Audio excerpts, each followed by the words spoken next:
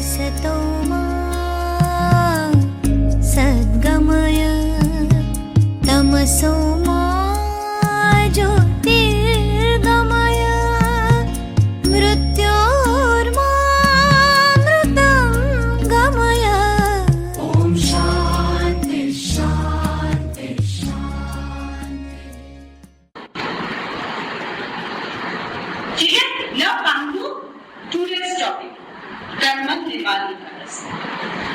ये चीज कर्म के ऊपर हमारे अधिकार है, हमारे कोई भी अधिकार को, कोई भी राइट को हम गलत तरीका से इस्तेमाल करें, उसका रिजल्ट कभी भी अच्छा होता है। ये तो हमारे डे टू डे लाइफ का नॉलेज है, इसके लिए कोई शास्त्र का जरूरत है ही नहीं। जनरली हम लोग क्या बोलते हैं, पावर लोगों को पूरा अपडेट कर देते हैं, यही बोलते हैं। लेकिन अगर हम पावर का सही इस्तेमाल करें तब तो कोई जरूरत नहीं। ये सही इस्तेमाल करने के लिए हम लोगों को क्या करना पड़ेगा? योगस्थ होकर करना पड़ेगा। हमारे समान दृष्टि होना बहुत जरूरी है। कुछ एग्जाम्पल हम लोग लेते हैं, तब जाके ये समझना इजी होगा गलत काम का गलत नतीजा कैसे होता है। देखिए, भगवत गीता कहाँ पे बोला जा रहा है? कुरुक्षेत्र में। उसके पहले पीछे बहुत सारे कहानी है ना। युधिष्ठिर का एक गलत एक्शन कुरुक्षेत्र में चला गया, है ना। उसी एक्शन को चेंज करने के लिए युद्ध करना पड़ा। तो युधिष्ठिर के जैसा इंसान जो धर्मपुत्र है, वो भी धर्मभ्रष्ट हो सकता है। जिस मोमेंट में आप अवेयरनेस खो देते हैं, उसी मोमेंट पे आप गलत करते हैं। महाभारत हुआ कि नहीं है ये हम लोगों को पता नहीं है, लेकिन इसमें जो शिक्षा है कि युधिष्ठिर की जैसा इंसान वो एक मोमेंट पे अवेयर नहीं थे, अपने एडिक्शन का दास हो गए थे, वो गलत डिसीजन ली जो इस जगह पे पहुंच गए। तो आप बोलेंगे गलत तो युधिष्ठिर किए थे, ये बाकी चार भाई क्यों भोग रहे? बाकी चार भाई उस गलती में साथ दिए थे।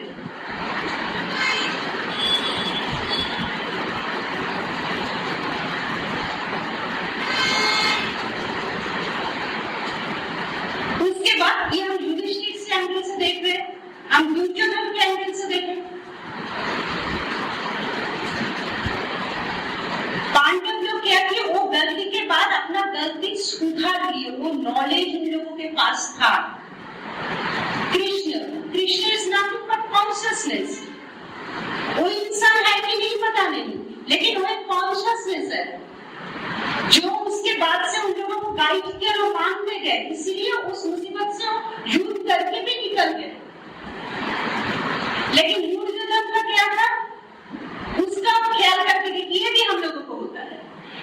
दुर्योधन वॉज डिप्राइव्ड ऑफ वेद, सच में उसके लाभ के कारण, जिसमें उसका कोई गलती नहीं था।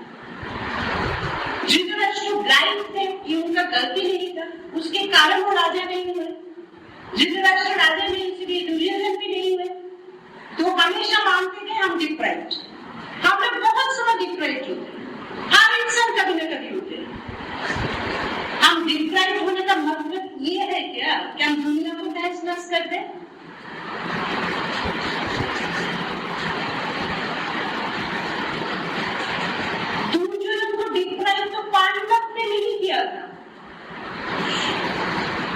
लेकिन उनका जेलसी, क्या मुझे नहीं मिला उन लोगों को मिल रहा है, इसी से वो इस जगह पे पहुंच गए। वो एक ऋतु के दास हो गए।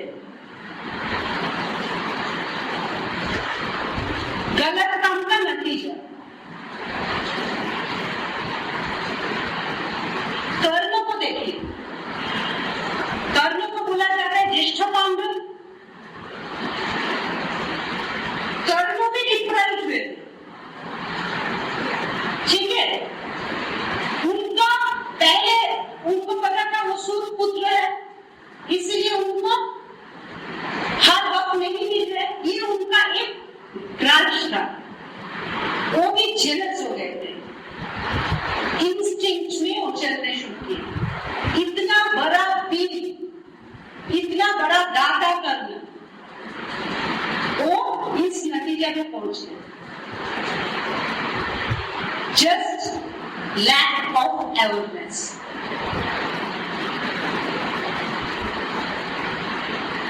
कर्मों फल को मुझे भोग करना ही पड़ेगा।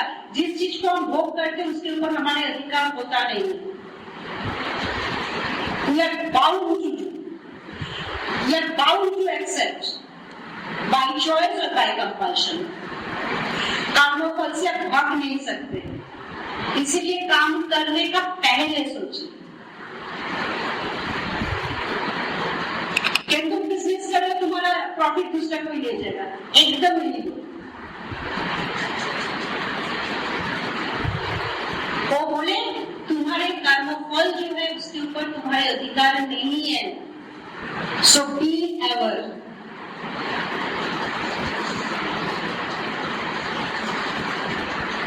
फिर रामायण का हम लोग एग्जाम्पल अगर ले, आप देखिए पहले राम की दृष्टि से जाते, फिर रावण की दृष्टि से जाते। ठीक है, राम जब शरणागति के पीछे भागे, ठीक है, उस समय वो क्या थे? वनवासी थे एक्चुअली, लेकिन वो भूले नहीं कि वो राजा के पुत्र है। ये अहंकार उनका तब तक नहीं गया, इसलिए वो क्या किए? शरणागति के पीछे चले गए। इसको एग्जाम्पल, इसको बहुत अच्छे से एक्सप्लेन बाद में चाणक्य को एक श्लोक में किए थे। न निर्मिता केन न दृष्ट पूर्व न श्रूयते हेममयी दुरंगी तथापि कृष्ण रघुनंदनस्य विपरीत विनाश काले विपरीत बुद्धि। मुझे कोई नहीं बना शर्मा हिरण, ये तो कभी हम कोई नहीं देखे, कोई नहीं सुने कैसा सोने का हिरण होता है। ये जानते हुए राम उसके पीछे भाग गए। मृग कृष्णा होते इसको। उनको लगा अगर शर्मा हिरण हो, राम से कैसे बच सकते हैं? मुझे तो मिलने के लिए हम पकड़ नहीं पाएंगे। वो पीछे चले गए, जिसका नतीजा ये अहंकार। Just a moment. लेकिन ये लोग सुधर गए, इसीलिए हम लोग इन लोगों को पूछते हैं। जो सुधर नहीं सकते वो रावण बन जाता है, दुर्योधन बन जाता है। और रावण का दृष्टि से देखिए, जब रावण ये गलत काम करने उतर गए, तब रावण राम से बहुत बड़ा राजा था। एक्चुअली अयोध्या एक छोटा सा राज्य, उसके पास में लंका बहुत बड़ा राज्य है। रावण का अहंकार क्या है? इतना बड़ा साम्राज्य हम बना, इतना बड़ा किंगडम है मेरा, मुझे कौन हरा सकते हैं? मारीच, जिनको सर्ण मृगो बना के भेजे थे, Marich was a best friend of Ravan. Marich पहले उनको नाक किए थे। मत करो, तुम्हें जिनको देख के लग रहा है वो कमजोर है, वो कमजोर है नहीं। मत करो ये गलती, नहीं माने रावण, विनाश काले विपरीत बुद्धि। हम लोग जो विनाश सोचते हैं, हम लोग हमेशा मेटीरियली सोचते हैं, क्या पैसा नहीं रहेगा। लेकिन अच्छे से देखिए, दुर्योधन का जब पतन हो रहा है, उस मोमेंट तक तो राजा ही थे, उनका अर्थबल तो कम नहीं हुआ था, हारने के बाद हुआ ना। रावण जब मर गए तब भी तो राजा ही थे, और राम उसके हिसाब से भिखारी थे उस समय, है क्या नहीं? तो विपरीत बुद्धि हमको विनाश करते हैं। और विपरीत बुद्धि क्या होता है आप देखेंगे, ये साइन सिम्टम्स है। इस जगह से सबको सावधान होना चाहिए। जब किसी का विपरीत बुद्धि होता है और अपनी वेल विशर को अपने पास से हटाते हैं, वो खुद हटाएंगे, वो शक करने लगेंगे अपने वेल विशर को।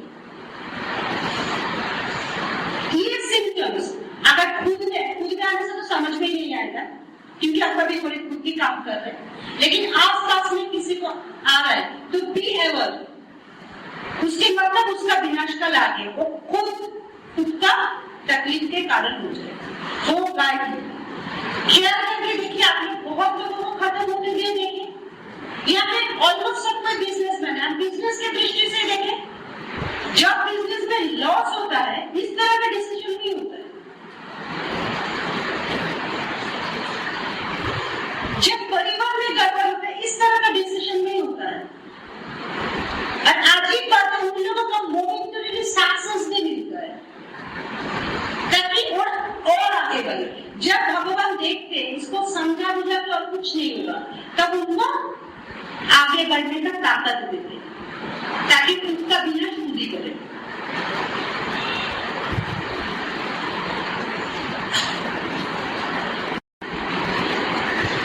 अगर हम लोग योगी होके देखें दूसरे एक दृष्टि से, एक अलग व्यू पॉइंट से, तब हम लोग कुछ सीख सकते हैं।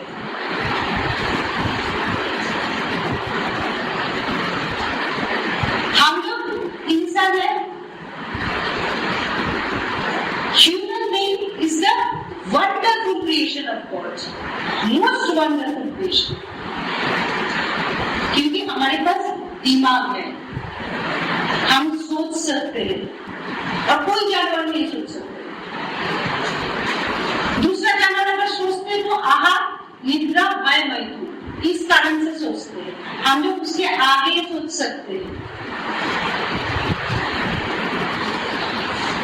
जो सोच विचार हमारे अंदर है उसको हम थामते हैं, लेकिन वो सोच विचार सही दिशा में चले उसके लिए क्या करना पड़ता है, कुछ डिसिप्लिन फॉलो करना पड़ता है। सबको अपने अपने हिसाब से ही होता है डिसिप्लिन, काम के लिए कुछ डिसिप्लिन होता है, घर के लिए कुछ डिसिप्लिन होता है, लेकिन होता है।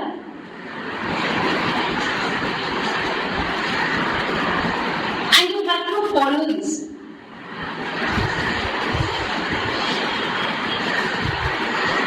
डिसिप्लिन वर्ड से आते हैं डिसिपल, शिष्य। जो डिसिप्लिन फॉलो करते हैं वो डिसिपल होता है। किसी का शिष्य होने का जरूरत नहीं, खुद का हो जाए। अपने हक का सही इस्तेमाल करें। देखिए शैलजा जो बोल रहे थे, जो हक इंसान के ऊपर पहली बात है किसी का हक होता नहीं है। अगर आपका हस्बैंड हो, स्पाउस में हो, पति पत्नी जो भी हो सकता है, आप उसको कंट्रोल नहीं कर सकते।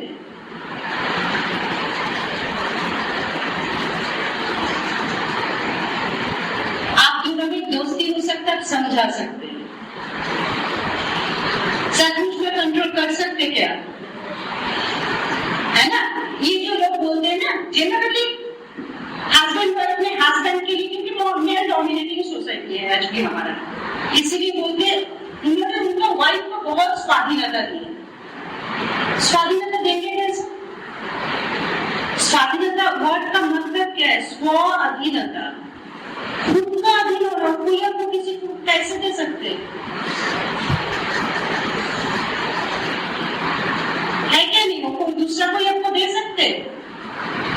और अपना अधीन होने का मतलब अपना सोच विचार की अधीन होना। अगर आपका सोच विचार गलत हो, आप ऐसे ही बने, कोई आपको बचा नहीं सकते। और एक चीज, कर्म। देखिए ख्याल करके कुरुक्षेत्र में कर्मों फल के बार बार कृष्ण क्यों बोल रहे हैं? क्योंकि अर्जुन विद्रोह कर रहे थे, उनको अपना दिख रहे थे, हम अपनों को मार नहीं सकते। और इस युद्ध के बाद तो ही होने वाला है, कुछ करेंगे कुछ बचेंगे, दुख तो मिलना है। इसीलिए कृष्ण सावधान कर रहे कि देखो डरो मत, आज ये जरूरत है।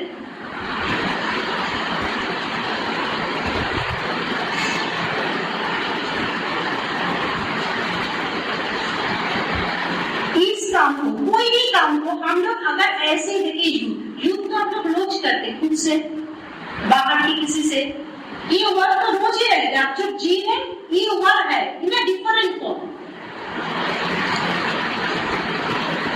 हमारा सबसे बड़ा दुश्मन है हमारे अंदर। ये पहले जिस क्लास में भी हम लोग पिछले बार की बोले शरण रिपू। रिपू वर्ड के मतलब है शत्रु, एनिमी। काम, क्रोध, लोभ, मोह, मद, मात्सर्य।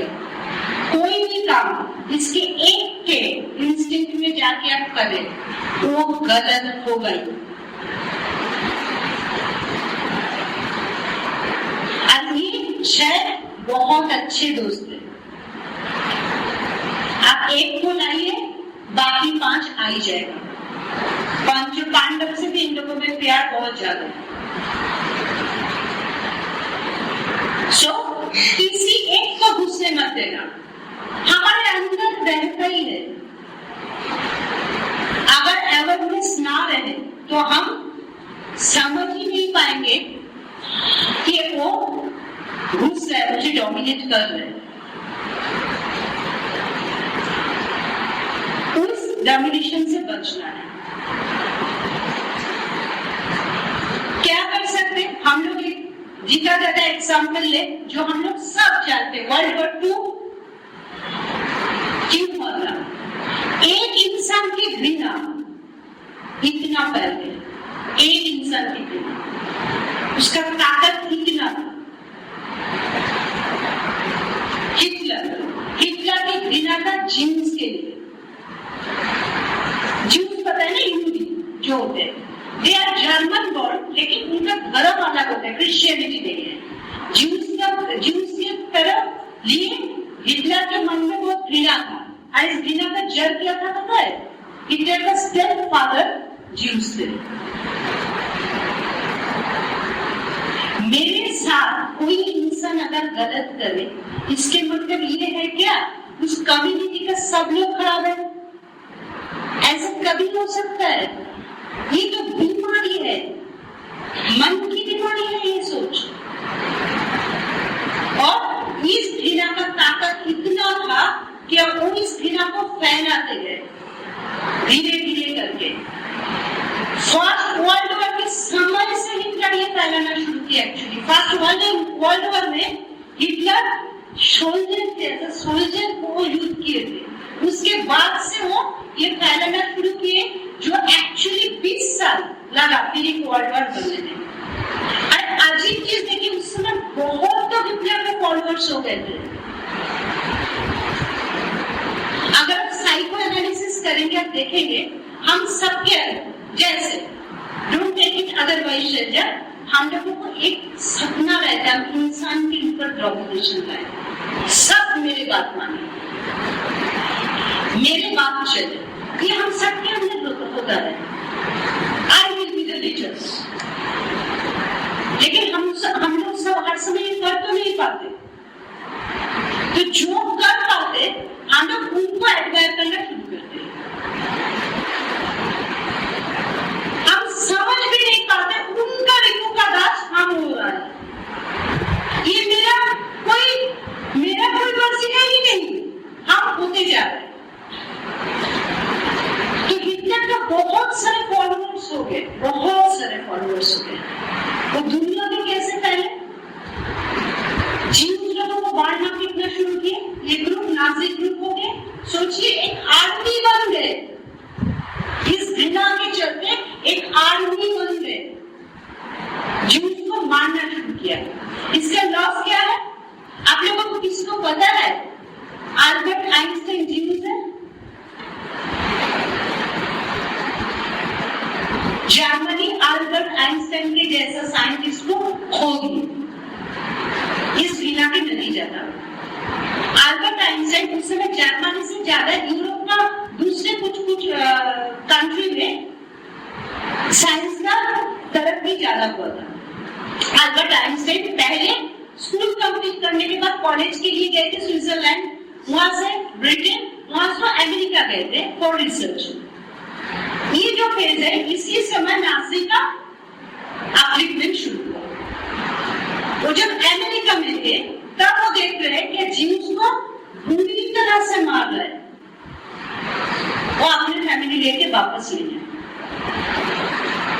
अमेरिकन गवर्नमेंट उनको वो एकदम माला पहना के एक्सेप्ट किए ऐसे साइंटिस्ट को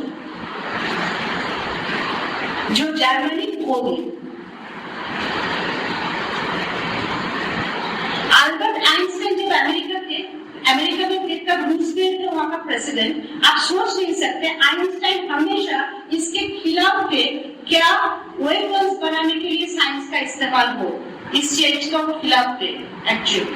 वो कभी खुद नहीं किए, लेकिन उनका बहुत सारा रिसर्च रिजल्ट लेके न्यूक्लियर वेपन्स बने। लेकिन रूजवेल्ट को वो बोले थे न्यूक्लियर वेपन्स अमेरिका को बनाना चाहिए जस्ट टू स्टॉप नाजी।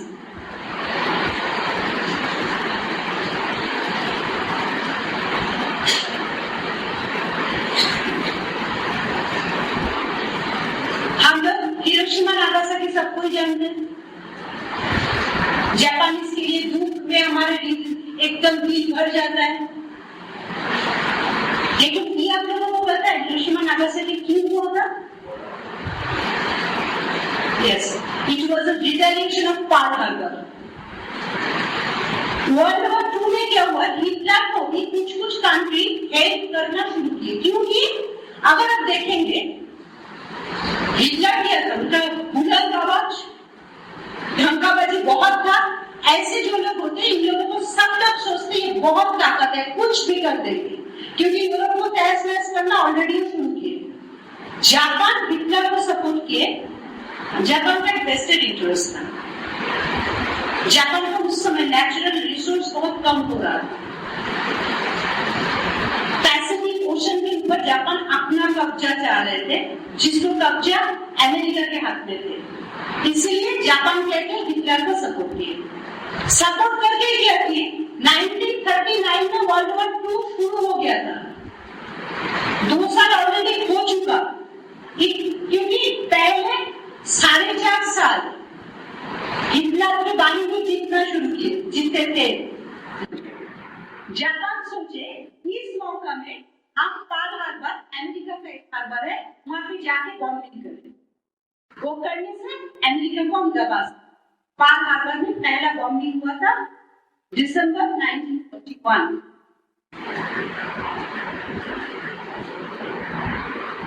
जिसका रिटेलिएशन था हिरोशिमा। मोर डेंजरस, क्योंकि तब तक अमेरिका के हाथ में बॉम्ब आ गया। कोई भी चीज जैसे जापान गलत किए थे ऐसे गलत अमेरिका भी किए। रिटेलिएशन किस तरह से होगा?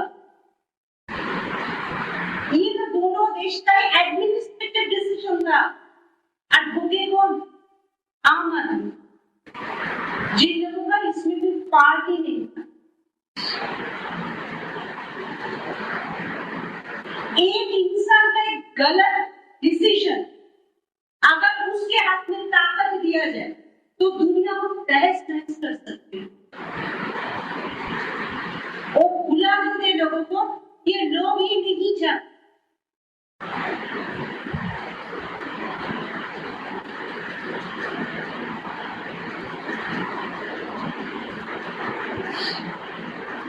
That is a destructive story. Now come to a constructive story. अच्छा गिफ्ट भी देखे, अच्छा डिसीजन का भी नहीं सकते हो, हमेशा डिप्रेसिव क्यों रहते? इन्फोसिस का नाम हम लोग सब सुने। इन्फोसिस तैयार होने का स्टोरी भी पता ही होगा किसी का, फिर भी हम एक बार दोहराए। अगर किसी को पता नहीं भी हो तो हम एक बार खुद रिवाइज करें। इन्फोसिस का फाउंडर्स थे नारायण कृष्णमूर्ति और सुधा कृष्णमूर्ति। हाँ, दोनों हस्बैंड वाइफ थे। नारायण दोनों ही engineer. Narayan Krishnamurthy electrical engineer, Sudha Krishnamurthy mechanical engineer. First female engineer mechanical engineer Sudha Krishnamurthy. उससे पहले कोई फीमेल मैकेनिकल इंजीनियर नहीं था।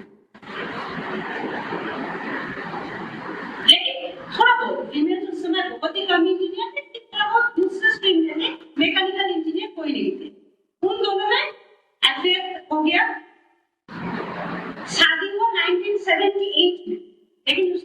साल पहले नारायण कृष्णमूर्ति सुधा जी की बर्थडे पे अपना जॉब छोड़ दिया। बोले हम खुद कुछ करना। वो इलेक्ट्रिकल इंजीनियर थे, तो कंप्यूटर भी उसका सब्जेक्ट में आते थे, तो वो मास्टर डिग्री होल्डर थे। उनको लगा माइक्रोसॉफ्ट की एरा में इंडिया का एक कंपनी होना चाहिए। एक इंसान जो स्कूल टीचर के बेटा है, ये एक आम घर से है, सुधा कृष्णमूर्ति दोनों पढ़े लिखे घर से, लेकिन वेरी मिडिल। वो सोच रहे, तब तक उनको पता नहीं कैसे कर रहे।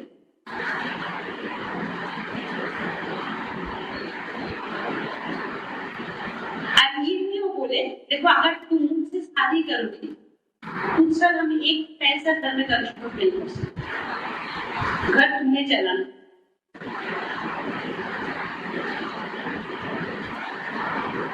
सुधा कृष्णमूर्ति उनको सुधा उनको सपोर्ट किया कि मुझे पता है, मुझे विश्वास है, आप तरक्की जरूर करें। उसके बाद उन लोगों का शादी हुआ।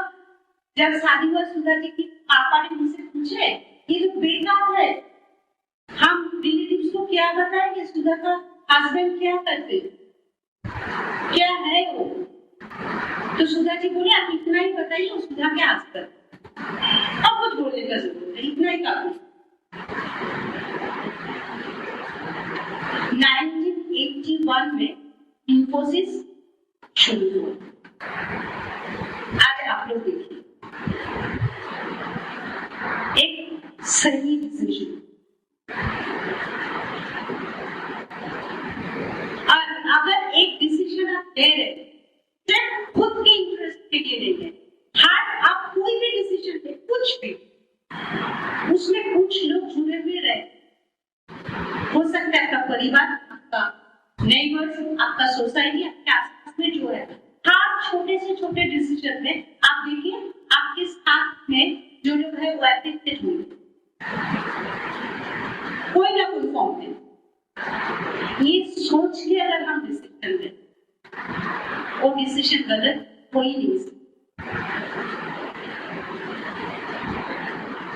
उसके मतलब हम काम करने के पहले कर्मों फल के बारे में सोच रहे।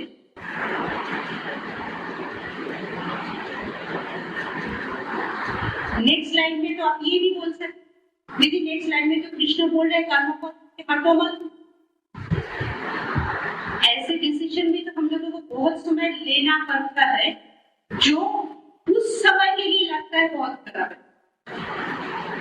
लेकिन ये बात जैसे सोचिए कैंसर के पेशेंट, अभी कैंसर इतना फैल गया, हम सबके जान पहचान में अपनों में कोई ना कोई कैंसर अफेक्टेड हुए। कैंसर के जो ट्रीटमेंट है उसको भयंकर साइड इफेक्ट है, बहुत लोगों को साइड इफेक्ट के कारण मर जाते हैं। बहुत लोगों का पैरालिसिस देख के डॉक्टर बोलते हैं नहीं करना है, डॉक्टर ही बोलते हैं नहीं करना, लेकिन जो लोगों का पैरालिसिस मोटा मोटी ठीक रहता है, उन लोगों के लिए ट्राई करते हैं। लेकिन बहुत से लोग सक्सेसफुल होते हैं, बहुत से नहीं भी होते, लेकिन ट्राई करना छोड़ देते हैं।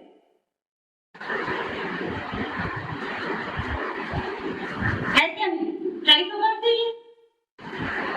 तो ऐसे हम लोग भी बहुत काम करना चाहिए जो जरूरत। सोचिए हमारे आप लोग भी जब गुजर जाते, मर जाते, उनका डेड बॉडी को हम लोग जलाते नहीं, लेकिन हमें तो पता है जलाने के बाद हम उनको कभी नहीं देते, तो हम क्या करें? उनको मॉमी बना के रख नहीं करते। तो ऐसे बहुत सारे डिसीजन होता है जो मोमेंटरी खराब। उस जंगल के आसपास में जो गांव थे, उस लोग जाके राजा कौशल जी उस समय का राजा, उनको जाके बोले कि बचाइए इसको, खत्म कर देगा सबको। 1000 उंगलियों के बाद रूप भी है, वो 1000 कौन होंगे ये भी तो कोई पता किसी को पता नहीं। तो तब रोशनजीत क्या किया, अपने सैनिकों को लेके उसको मारने निकल पड़े। ये खबर गए बुद्ध के पास।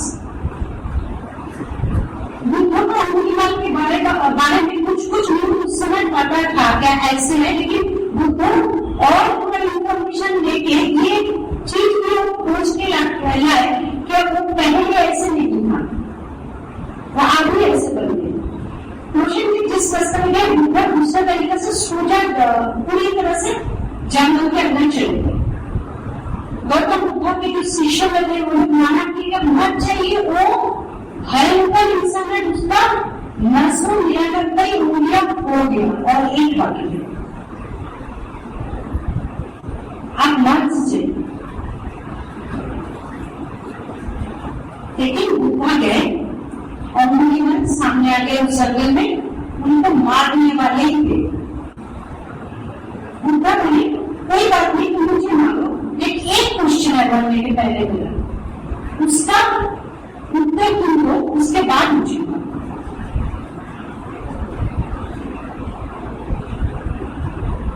बोले तुम मुझे एक चीज बताओ, तुम कितना लोगों को मारे, एक जिंदगी तुम दे सकते हो, जिन जिनको तुम मारे हो उसका एक का भी जिंदगी तुम वापस ला सकते हो, ये है तुम्हारे हाथ में।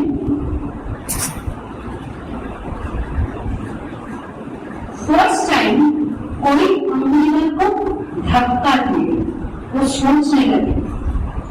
इतना समय वो सोच रहे थे इतना पावरफुल है, सब कर सकते, लोगों को मार सकते, लेकिन तब उनको लगा हम किसी का जान नहीं सकते हैं।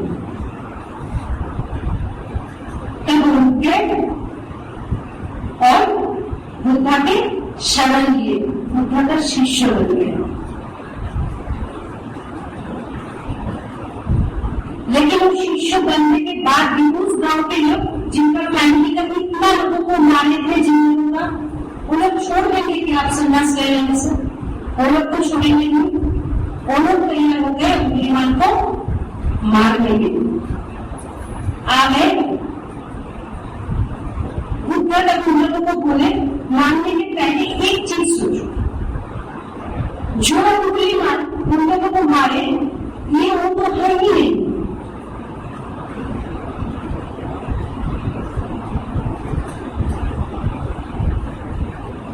आजकल लोगों को जान दे सकते हैं, ले नहीं सकते, तो जो इंसान मार लिए थे वो इंसान वो है ही नहीं, तुम लोग उसको सच में मार डालोगे क्या?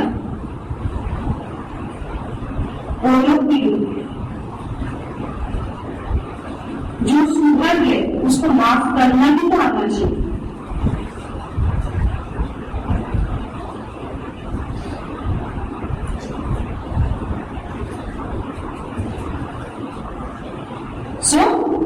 आज हम लोग उस 3 श्लोक को एक बार धीरे से दोहरा लेंगे, लेकिन आज का खत्म और बोलने करेगा।